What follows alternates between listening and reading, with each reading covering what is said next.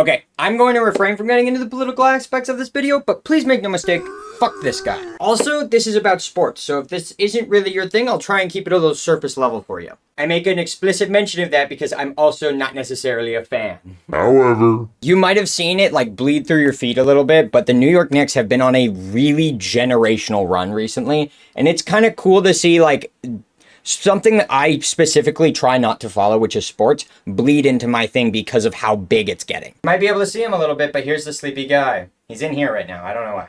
And we have a guest appearance from the black one. I would like to emphasize how much New York as a city has been winning recently. First, they get this guy, one of the most articulate, amazingly well-spoken politicians in the recent 1,000 years. And then he does like 90% of what he's going to do. He's like accomplished it already, basically. I mean, the first few months, it's just been win after win after win with this guy. And I can't stress this enough. To make New York look like a paradise or like put a smile on New Yorkers' face is a monumental task alone. Up till now, I've always assumed that New York is just this like dump of like just way too many people, not enough space.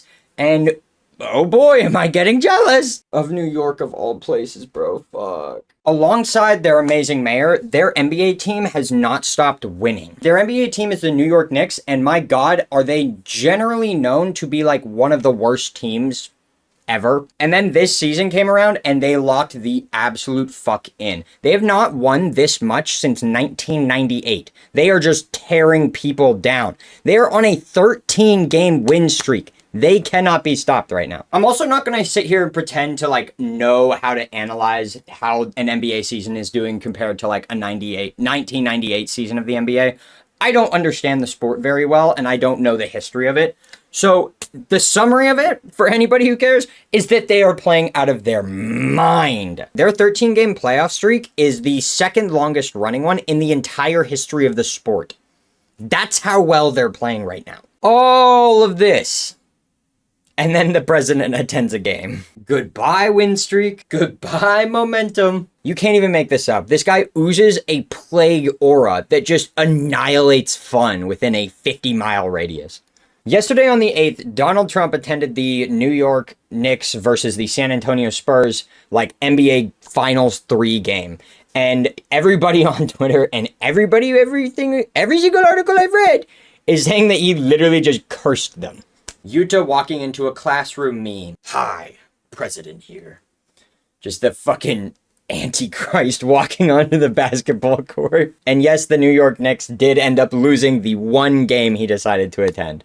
They started winning, he gave a shit, they lost. I still don't know if you can see, but he's still here. He's cute. I can't stress how much of an inconvenience it is for a president to attend a basketball game, but here's just a few things that happened while he was there. Apart from his miasmic odor, no one was allowed to bring any bags. He was booed ruthlessly, and he fell asleep while watching the game. Holy LARP. For real. You don't fall asleep at an NBA Finals game if you give a fuck. There's no chance. You can't make up how much of a cyst on the human spirit this guy is. It's so bad. As I mentioned, here he is sleeping.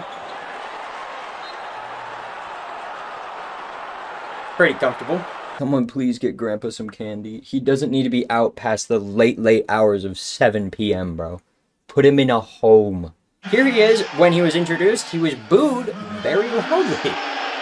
Again and again for every single sporting event he attends.